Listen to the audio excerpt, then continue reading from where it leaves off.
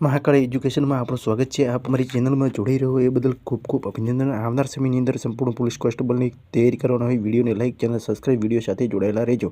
તો બીજી ચર્ચા છેલ્લે કરીશું. તો પ્રશ્ન 10 ફેબ્રુઆરી કરંટ અફેર્સ 2025. તો હાલમાં સરકારને ઇનામ પર કેટલી નવી કૃષિ વસ્તુઓ પર વ્યાપારની અનુમતિ આપી છે? તો 10. તો ઇનામનું પૂરું નામ છે electronic national agriculture market. Bharat સરકાર દ્વારા ઇલેક્ટ્રોનિક રાષ્ટ્રીય કૃષિ બજાર ઇનામ પ્લેટફોર્મના વ્યાપાર કરવાની કૃષિ વસ્તુઓની સૂચિ પ્રમાણે 10 નવી કૃષિ વસ્તુઓ સામેલ છે. 10 વસ્તુઓમાં સામેલ કરવાની સાથે ઇનામ પર કુલ 231 કૃષિ વસ્તુઓને કારોબારની સરકાર દ્વારા પરવાનગી મળે છે. પ્રશ્ન 2. હાલમાં 2025 ફ્રીસ્ટાઇલ શતરંજમાં ગ્રેન્ડ સ્લેમ પ્રતિયોગિતા ક્યાં શરૂ થઈ છે? તો જર્મનીમાં. કરન્સી જર્મની છે. યુરો રાષ્ટ્રપતિ છે ફ્રેન્ક વોલ્ટર સ્ટેનીમીર. કેપિટલ છે બર્લિન. પ્રશ્ન 3. હાલમાં કયા રાજ્યમાં બેટી બચાવો બેટી પઢાઓ યોજના હેઠળ પ્રમુખ પહેલની લાગુ કરી છે? તો ઓડિશા. ઓડિશાનું કેપિટલ છે ભુવનેશ્વર. સીએમ છે મોહન ચરણ માઝી. રાજ્યપાલ છે હરિબાબુ કંબમપતિ. ઓડિશા મહિલાના ઉદ્યમી માટે વૈશ્વિક ઔદ્યોગિક પાર્ક સ્થાપિત કરવામાં આવશે. નીતિ આયોગના પ્રથમ સ્વાસ્થ્ય સૂચકાંકમાં ઓડિશા ટોપ પર છે. 3જો રાષ્ટ્રીય ખાન મંત્રીઓનું સંમેલન ઓડિશા ટોપ પર છે. ભારતીય દિવસ સમારોહનું 18મો સંસ્કરણ ભુવનેશ્વરમાં આયોજિત કર્યો. પ્રખ્યાત કવિ ઓડિયા કવિ સત્યા પ્રતિભા સત્પરબીને ગંગાધર રાષ્ટ્રીય પુરસ્કાર મળ્યો. ઓડિશા માસ્ટર 2024 બેડમિન્ટન ટુર્નામેન્ટમાં કટકમાં શરૂ થયો.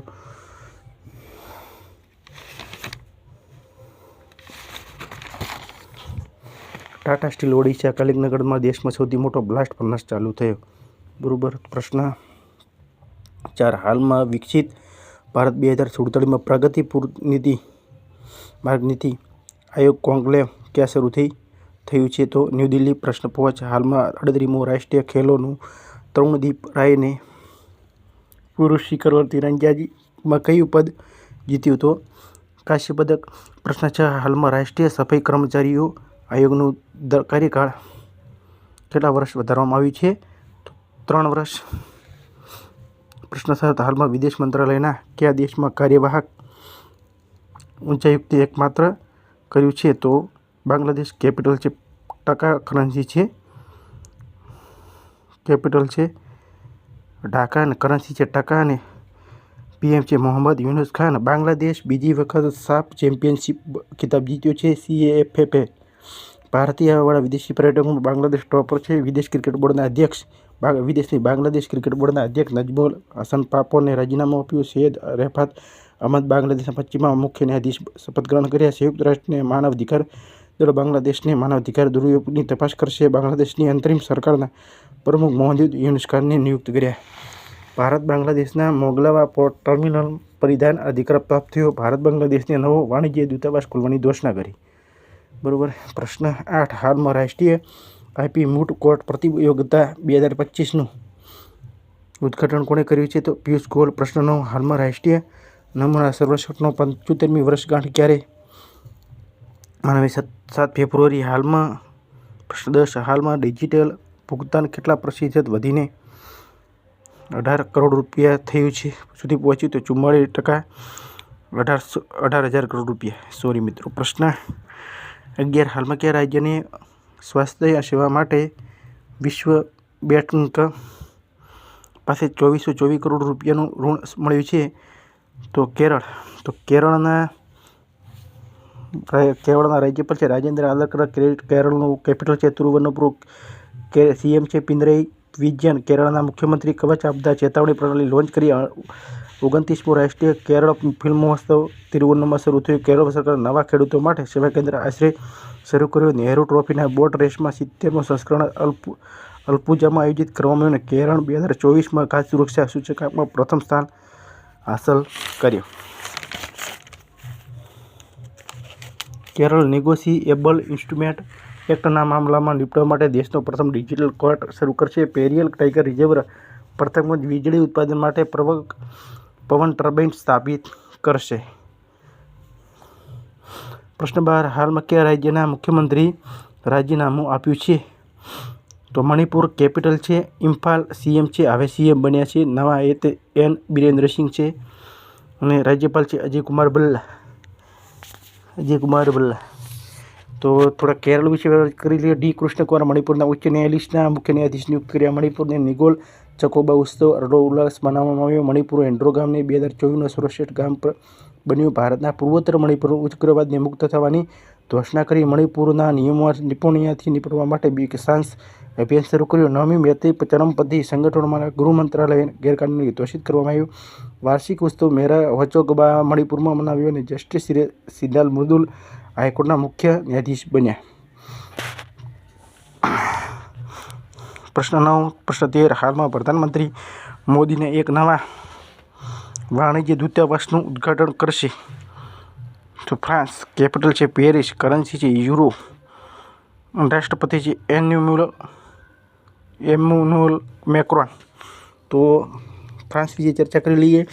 તો 33મો કોલકાતા રાષ્ટ્રીય ફિલ્મ મહોત્સવ થીમ દેશ ફ્રાન્સ બન્યો. ફ્રાન્સની થિયરી બ્રિટનના યુરોપીય સંઘને આયુક્ત પદથી રાજીનામું આવ્યું. ભારતીય સેનાના ફ્રાન્સની સાથે વરુણ અભ્યાસ શરૂનું આયોજન થયું. ભારત ફ્રાન્સના વચ્ચે દ્વિપક્ષીય નૌસૈનિક અભ્યાસ વરુણ 2 થી 4 સપ્ટેમ્બર સુધી ભૂમધ્યસાગરમાં આયોજિત કરવામાં આવ્યું. ફ્રાન્સના રાષ્ટ્રપતિ ઓલિમ્પિક ઓર્ડરથી સન્માનિત કરવામાં આવી. 2025માં ભારત પાસપોર્ટમાં 85 છે જ્યારે હેન્ડલ પાસપોર્ટ ઇન્ડેક્સમાં 2024માં ફ્રાન્સ બીજો સ્થાન અને ભારત 83 નંબર પર છે. સિંગાપોર ટોપ પર હતું.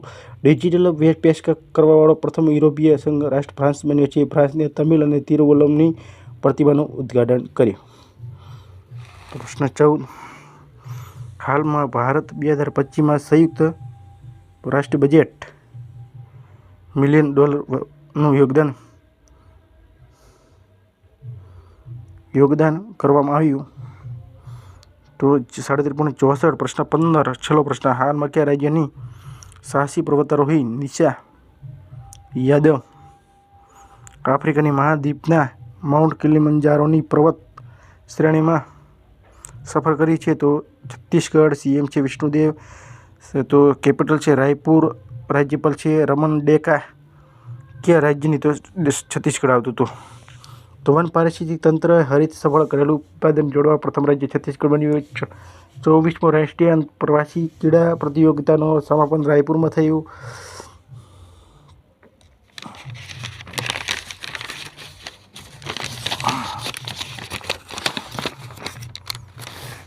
સત્તરમો દિવ્યકળા મેળાનું ઉદ્ઘાટન રાયપુરમાં થયું. વિશ્વમાં 10 સૌથી મોટી કોલસા ખાણોની 2 ભારતીય ગેવરા અને કુસમુંડા સામેલ થઈ છે.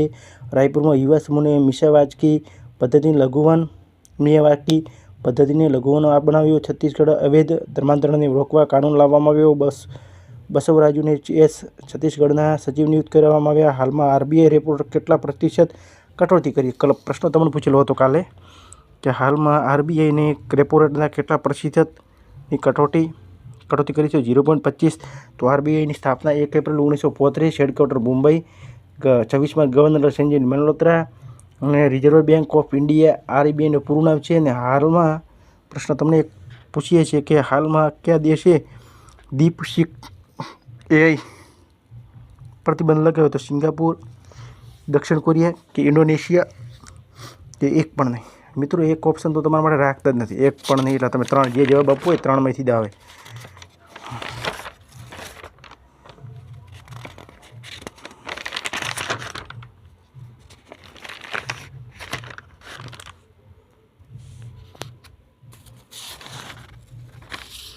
તો જે પુસ્તક વિશે ચર્ચા કરી હતી તે પુસ્તક રાખી લઈએ છીએ. તો હાલમાં લખેલી પુસ્તક the heart and heroes lives that shaped અસનું વિમોચન કુલભૂષણ કુમારે કર્યું. પંકજ ફિશરે પોતાની નવી પુસ્તક ધ વલ્લભ ગાજાનું વિમોચન કર્યું. જમ્મુ કાશ્મીર લદ્દાખ પુસ્તક યુગો કે માધ્યમ પુસ્તક વિમોચન અમિત શાહે કર્યું. ગૌરી ગોળના લખેલું પુસ્તક ધ અનરલિંગ જેટ life legacy of justice and ગોવર્નનું વિમોચન કર્યું. ગજેન્દ્ર શેખાવતે new Bharat Modi vision and development નામની પુસ્તક લખી. દિનેશ સહારે તેમની પુસ્તક દલીલામા કી કોશિકા રહેશેનું વિમોચન કર્યું. માણિક કોટવાલ દ્વારા લખેલું પુસ્તક બેન્ડ ધ હિગ્સ બેસનનું વિમોચન કર્યું. દેવેન્દ્ર ઘોડાવત દ્વારા લખેલા મા મધર પુસ્તકનું વિમોચન કર્યું.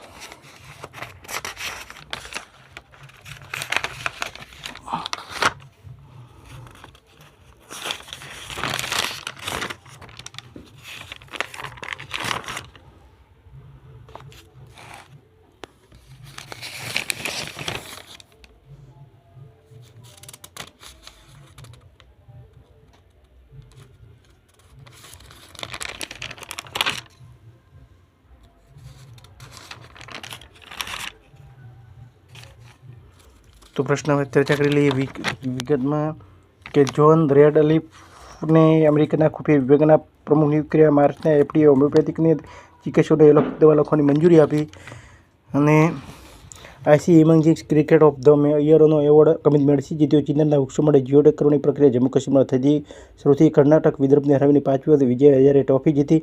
ભારત ઇન્ટેલેક્ચુઅલ ઇન્ડેક્સ 2025માં સિંગાપુર ટોપ પર છે. ભારત 85મા ક્રમે છે. ચંદ્રિકા ટંડનને 37મો Grammy award best new age album and હરાવીને શ્રેણીમાં જીત્યો. જીતેન્દ્ર પાલ સિંહ ઇઝરાયેલના ભારતના રાજદૂત બન્યા. આયુષ્યમાન જન આરોગ્ય યોજના લાગુ કરવાવાળું 34મું રાજ્ય ઓડિશા બન્યું. હિમાચલ પ્રદેશની નિયંત્રિત ભાગમાં શણની ખેતી માટે પાયલોટની હદ્દીની મંજૂરી આપી. મેજર જનરલ દયાલ જમીરે ઇઝરાયેલના રક્ષાબળના પ્રમુખ નિયુક્ત કર્યા. ભારતમાં દક્ષિણ આફ્રિકાને હરાવીને અંડર-19 મહિલા ટી20 વર્લ્ડ કપ જીત્યો. અમેરિકાના ગ્વાતેમાલામાં 2 પ્રવાસી બંદીગૃહોને સ્થાપિત કરશે. ચીન દુનિયાની સૌથી લાંબી એક્સપ્રેસ રૂટનું અનાવરણ કર્યું. ગુજરાત ભારતીય વરુની આવાસ માટે સુરક્ષા માટે એટલાસ લોન્ચ કરશે. આર પ્રજ્ઞાનંદ પ્રતિષ્ઠિત ટાટા સ્ટીલ માસ્ટર ખિતાબ જીત્યો.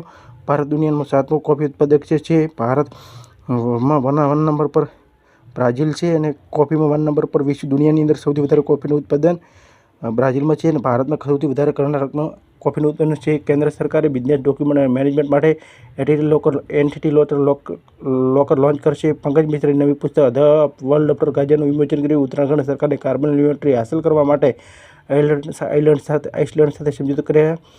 છત્તીસગઢ દીનદયાળ ઉપાધ્યાય કૃષિ મજદૂર કલ્યાણ યોજના શરૂ કરી. ભારતનો માતૃ મૃત્યુ દર 83% ઓછી થઈ છે અને 42 વિશ્વમાં માતૃ મૃત્યુ દર 42%થી જેટલી ઓછી થઈ.